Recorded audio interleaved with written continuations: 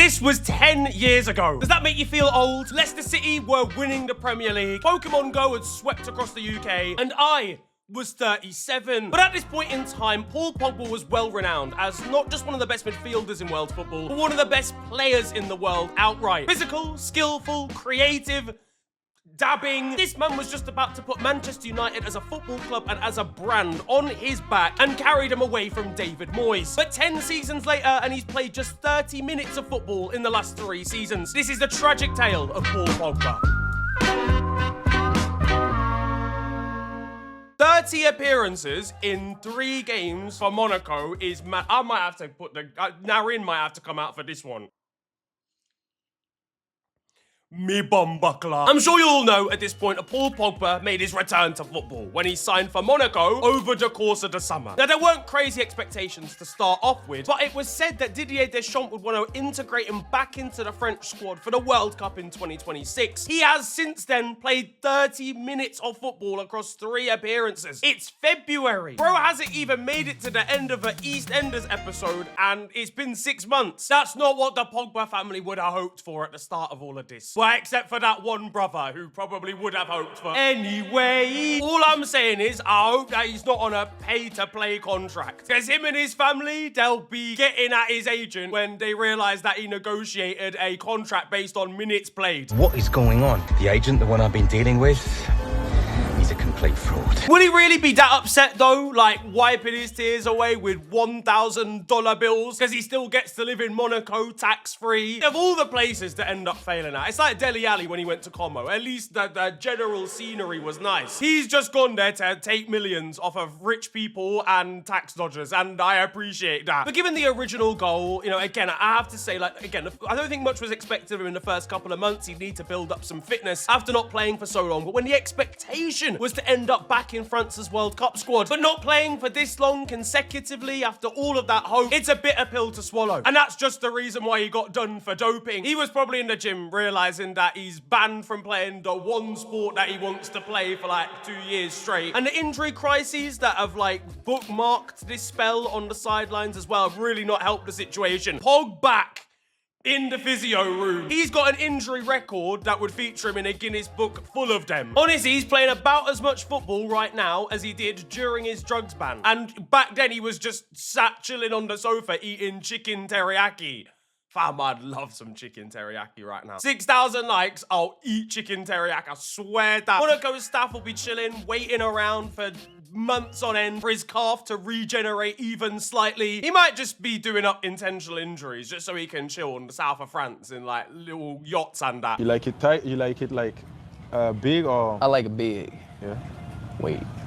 It's just sad, man. Like, the fact that he's not been able to get any level of fitness now is not surprising. He's not played football consecutively for like 2.5 seasons. But the problem was the injury issues before that, and then again, obviously the doping ban. Now he's struggling again now. All I know is Graham Souness will be right into him this very second as he awaits his next muscular diagnosis outside the physio room. I knew you'd end up here, little nigga. He said that with a hard R as well. I know that he did when he wrote it down. Where is Paul Pogba in all of this? Graham will be finding Paul Pogba's hospital bed and launching a scathing physical attack on him once he's 1 day away from returning from injury. To be fair, where is Graham Souness in all of this? I haven't seen him on my TV screen in ages. Bro despawned from Sky Sports as soon as Paul Pogba got out of it. I know that he'll be returning to Sky Sports as soon as a Cameroonian footballer with slight attitude problems comes to this league. In fairness though, look, there were elements that he was onto with Paul Pogba, I suppose. He didn't work with a couple of the managers that ended up at Manchester United, namely Jose Mourinho, which we'll get onto a little bit later on. But imagine Paul Pogba if he'd been there under the Ruben Amorim spell. Him and Kobbie Mainoo wouldn't have just been in the bomb squad, fam. They would have been in the nuclear C4 power plant Al-Qaeda squad, bro. Like, genuinely, it would have been so crazy how Ruben Amorim would have treated them both. A man like Paul Pogba cannot cooperate in the foolishness of that terrain. Ruben would have had a special like plan for him, trying to convert him into a right wing back during his tenure. And then he links up to a 4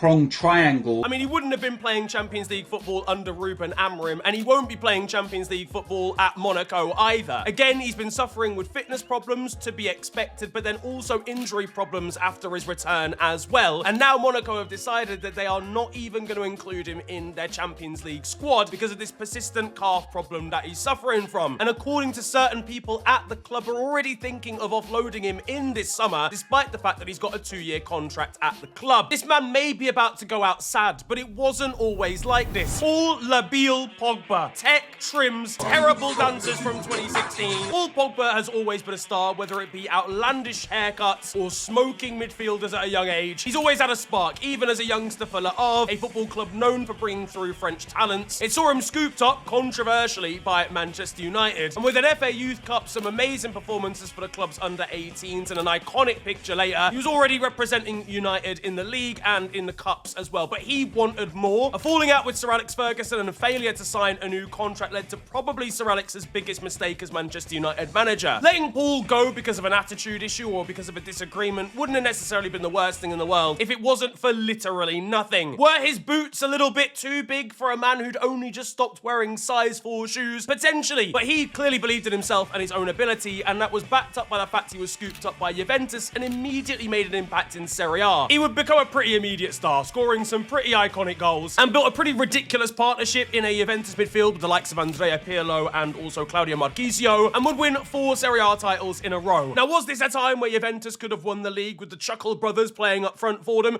Potentially, but he was still very much instrumental. Shown by the fact that in 2014 he was shortlisted for the Ballon d'Or at the age of just 21, being the youngest player on the shortlist, and the fact that he helped Juve to a Champions League final, defeated by an all-timer Barca team, but still a great achievement. Then into the 15-16 season, things got even better. Given a more creative role, he matched his best goals tally for the club and bettered his assist total come the end of the season, eventually making it into the FIFA Pro World 11 team. And that got him a feature on a Stormzy tune. Look, man, I'm the one they all fear. I was the man of the year last year. Yeah, it was a new British record transfer fee for him to return back to Old Trafford in perhaps the worst bit of transfer business Britain has ever seen. And we saw Raheem Sterling join Arsenal recently. Paul was back at the club that he'd left on a free, and it was extremely exciting, I'm sure, for Manchester United fans. At the end of the day, this guy was seen as one of the best players in the world, not even just for his position, just outright at the time. Juventus Paul Pogba originally was genuinely special, and Manchester United weren't necessarily wrong for wanting to bring him back, but ultimately, Paul joining Manchester United really killed off his career. There were some great times, don't get it twisted, a good run under Ole Gunnar Solskjaer, some iconic goals in big games against the likes of Manchester City, and topped off by the pinnacle of world football, winning the World Cup in that great French squad in 2018, a win that he was extremely instrumental in all the way up to the final in their victory against Croatia. But ultimately, it was inconsistent, the definition of he was truly special on his day, but that day was the 29th of February. He literally coined the phrase, basically. Like, he was the definition of being good on his day. There were flashes of excellence, but he was ultimately a little bit of a luxury player at a time when Manchester United were also painfully inconsistent, and at a time where managers of Manchester United weren't willing to put up with that. Jose Mourinho sent him to, like, Afghanistan or something. I was rude,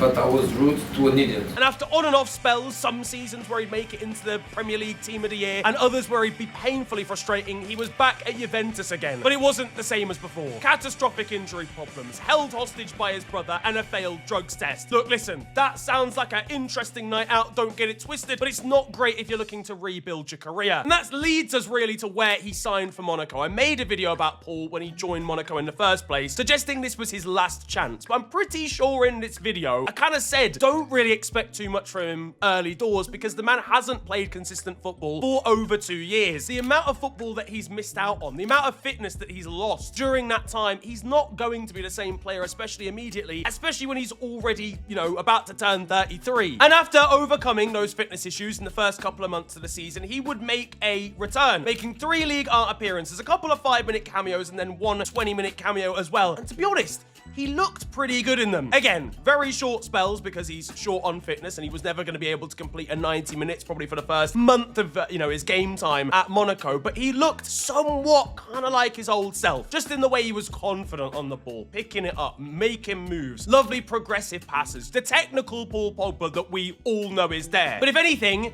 that's made this situation even worse. Because now, after then suffering from injuries, he's had 2 separate injuries and now a really persistent calf problem that is preventing him from actually getting any sort of run in the team. There were those expectations, those hopes of him getting back into Didier Deschamps' France squad for the World Cup of 2026. Then we saw him play for half an hour and he was actually still pretty good, but the frustrations of the last 4 or 5 seasons have then come back to bite him. A lack of fitness, an inability to go 10 games without something happening. Paul himself admitted that if he's unable to gain any level of fitness, if he's unable to perform in his move now to Monaco in Ligue 1, then he has to forget about the French national team going into the World Cup. And the longer this goes on for, the longer he's unable to get that fitness back, the longer he's unable to shake this calf injury. That is the reality. He can't be taken to the World Cup on what could be, especially for a nation like France, with the amount of players that they have at their disposal. He might have 91 caps for his country, but he doesn't look like making it 92 anytime soon. And he has to even be, then concerned about the domestic situation. He's playing for, sorry, that made it sound absolutely crazy. Whoa. I mean, domestic football, right?